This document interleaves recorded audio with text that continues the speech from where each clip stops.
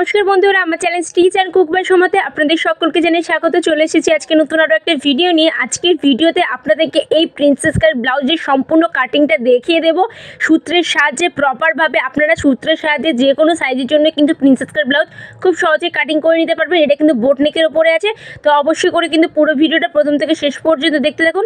তো চলুন আজকের ভিডিওটা শুরু করা যাক। তো দেখতে পাচ্ছেন এটা কিন্তু সামনের পার্টটা, এটা কিন্তু আমার পেছন দিকে হুক হয়েছে। এই ব্লাউজ পিসে কিন্তু কাজ করা ছিল, পেছন দিকটা দেখতে পাচ্ছেন এরকম ডিজাইন ছিল, তো সেরকমভাবে কিন্তু আমাকে পুরো কাটিংটা করতে হয়েছে।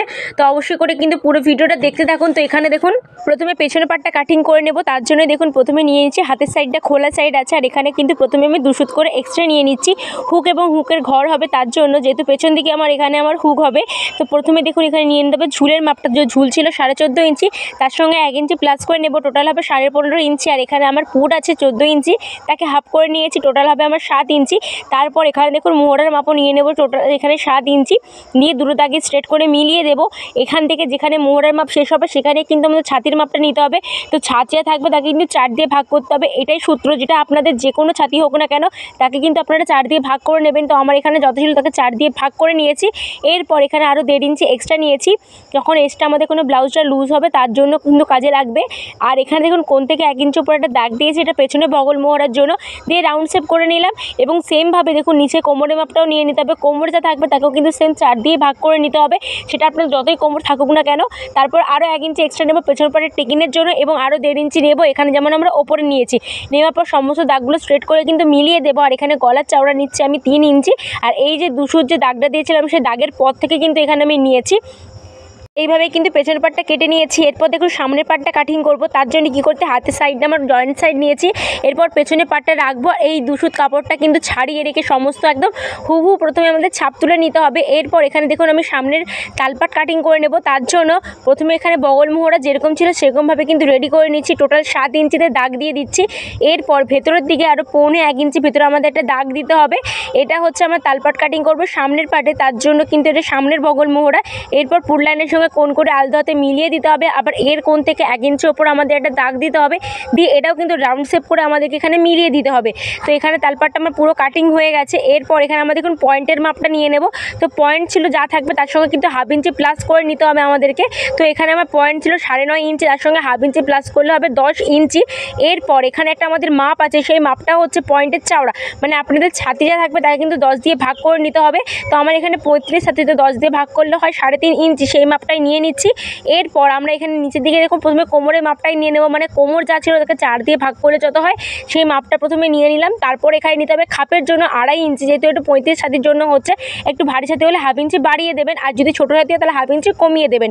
এরপর আরও 1.5 ইঞ্চি নিয়ে নেব, যেমন আমরা ওপরে নিয়ে থাকি, নিয়ে দুটো দাগকে উপরের সঙ্গে মিলিয়ে দেবো। আর এই যে 2.5 ইঞ্চিটা নিয়েছিলাম এটা নেব এই পয়েন্টে চাওড়ার পর থেকে, দেখতে পাচ্ছেন ঠিক এরকম, কারণ খাপটা তো আমাদের এখানে রেডি হবে তার জন্য। এরপর 1.5 ইঞ্চির মতো স্ট্রেট একটা লাইন টানবো, দিয়ে এই পয়েন্টের চাওড়ার সঙ্গে এই দাগটাকে কোণ করে মিলিয়ে দিতে হবে এইভাবে। আর এখানটা হালকা হাতে একটু রাউন্ড শেপ করে নেবেন যেন কোথাও কোণ না হয়ে থাকে। এরপর এখানে দেখুন প্রিন্সেস কাটের শেপটা দিয়ে দিতে হবে আলতো হাতে, যেন কোথাও যেন আপনারা তাড়াহুড়ো না করেন, একটু আলতো হাতে দেওয়ার শেপ চেষ্টা করবেন, আর যেন কোথাও কোণ না হয়ে থাকে, হালকা হাতে একটু রাউন্ড শেপও করে নেবেন। এরপর যেহেতু সরাসরি কাপড়ে কাটিং করছি তার জন্য দেখুন এখানে কিন্তু আমি 2 সাইডে 1 ইঞ্চি 1 ইঞ্চি করে নিয়ে নেব সেলাই মার্জিনের জন্য। তো 2 সাইডে আমি এখানে 1 ইঞ্চি 1 ইঞ্চি করে নিয়ে নিচ্ছি, দিয়ে এটাকেও স্ট্রেট করে লাইন মিলিয়ে দেবো। এরপর এখানে দেখুন আবার সামনের গলার চাওড়া নিতে হবে, যে পেছনের গলার যা চাওড়া হবে সেটাই কিন্তু সামনের গলার চাওড়াও নিতে হবে আমাদের সেমভাবে।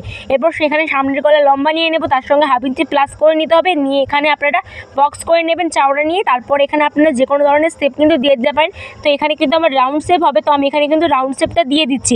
এইভাবেই কিন্তু আপনাদের পুরো পার্টটা কেটে নিতে হবে। তো এখানে দেখুন পুরো পার্ট দুটো কেটে নিয়েছি, 1 নম্বর পার্ট এবং 2 নম্বর পার্ট, এই দুটো পার্ট জয়েন্ট হলে কিন্তু আমাদের খাপটা রেডি হবে। এবার তো আপনাদেরকে আমি হাতের কাটিং করে দেখিয়ে দেবো, তার জন্য দেখুন কাপড়টা 4 ভাঁজে করে নিয়েছি এবং হাতের সাইডটা আমার জয়েন্ট সাইড আছে।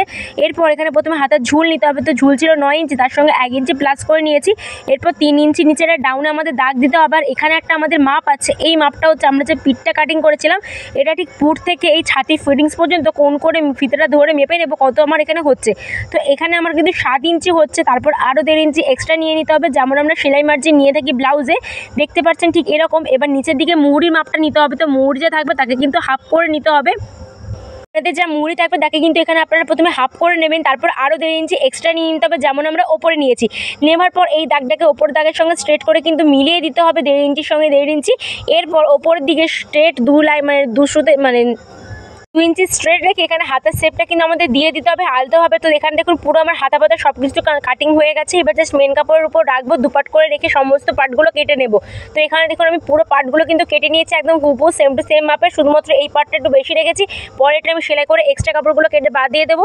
তো দেখতে পাচ্ছেন পুরোটা আমার এখানে কমপ্লিট হয়ে গেল। তো আশা করছি আজকে ভিডিও ভালো লেগেছে, ভালো লাগলে লাইক করতে একদমই ভুলবে না। তো দেখা হচ্ছে অন্য কোনো নতুন ভিডিও।